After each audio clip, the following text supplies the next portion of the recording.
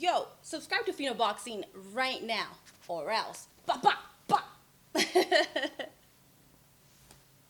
Hey guys, Adriana Jimenez joined here with Robert Diaz. Okay, I want to start off. You guys need to see this fly vest. Turn around, show it up. Look at that. Golden boy and everything matching the mask, of course. Very nice. Thank you. Robert, Happy New Year. Happy New Year to you too. Happy New Year to everybody that's watching. And hopefully 2021 will be much better than 2020. Hopefully, we're all wishing the same. Exactly. It's been a tough year. Looking forward to starting this 2021 with a bang, of course. Tomorrow night we have Ryan García, Luke Campbell. I want to get your thoughts on, seeing Ryan's progression now, taking an opponent who's much more tougher in competition. He's been in some great fights, Olympic gold medalist. What do you see in Ryan now? What are we going to see tomorrow night? Well, it's a real fight. It's a dangerous fight. The progression that Ryan has had over the years, he's done what he's supposed to be doing, and he's done it in a tremendous fashion. Obviously, that's what's caught the eyes of a lot of the fans and the critics and the media, because he's doing what he's supposed to be doing, but even doing it much better than expected. His last two fights with Duno and Fonseca, knocking him out in the first round. But this is not Duno or Fonseca. Luke Campbell is a fighter that you have to respect because of the amateur pedigree, gold medalist. He has what Ryan still doesn't have, and that's the experience of going with two of the best fighters in the division, Linares and Lomachenko, going the distance. Luke is still at a point where he's learned a lot from those fights, and now it's his point to say, look, this is what I learned. Ryan still hasn't done that yet because nobody's extended him, and because this is his now, his test where he's going to gain that experience. I expect a very competitive fight, a very difficult fight because of the southpaw, because of the height, because of his talent. But in the end, that's where separates the stars, the world champions, from just the top contenders. And I think Ryan, we haven't seen obviously him fully developed, has learned in every fight, progressed in every fight, and tomorrow he's going to show more things because the fight's not going to be a quick, easy, first round knockout. Both Lomachenko and Linares, although they beat Campbell, they were not able to knock him out. Do you think that Ryan Garcia can be the one that can actually put down Luke Campbell? And if he were to do so, what does that say about Ryan?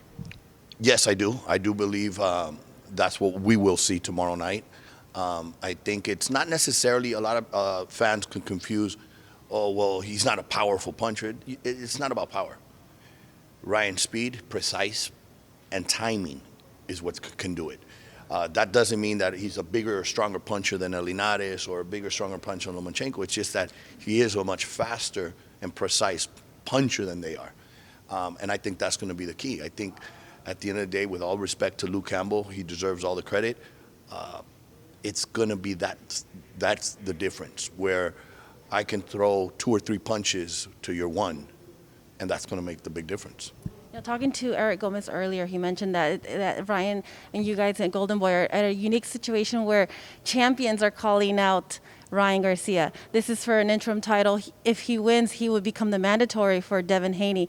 So there's a lot of names, like Devin Haney, there's Teofimo Lopez, there's Tank Davis. Are all these realistic possible fights for the near future of Ryan? Absolutely. Ryan said it 2 years ago. He basically put what his goals and who he wanted to fight in an order, and slowly but surely, obviously COVID slowed it down, those fights have taken place.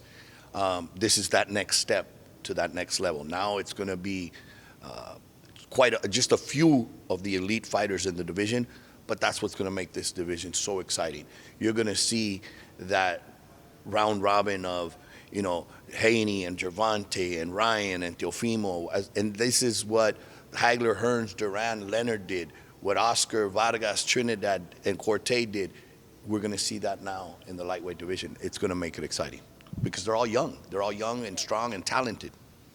Ryan, he wants all these fights. He says that he wants to fight them all. He wants to knock them out, all of them. When you hear this and you think, okay, possibility, if I had to pick a name, or if you had to pick a name, maybe Tank Davis, or who's a realistic first one out of those bunch? Well, one thing with Ryan is not only is he saying he's calling him out, he actually wants to fight him, and here's the proof. Luke's first. In order to get to those next other fights, he has to get through Saturday, tomorrow night. But I would really welcome, personally, I like the Tank Davis fight. I think it's a fight that because Tank in his recent fights has looked so good and powerful and knocking out maybe, great fighters, but of a lower division. Now let's see at the 135 who is the best. Teofimo Lopez right now deserves all the props because he is the top dog in the division from what he's done and his results. But Ryan's going to come up there close, and that could make, at the end of the night, the Super Bowl, that great fight that we're going to expect to see for this era.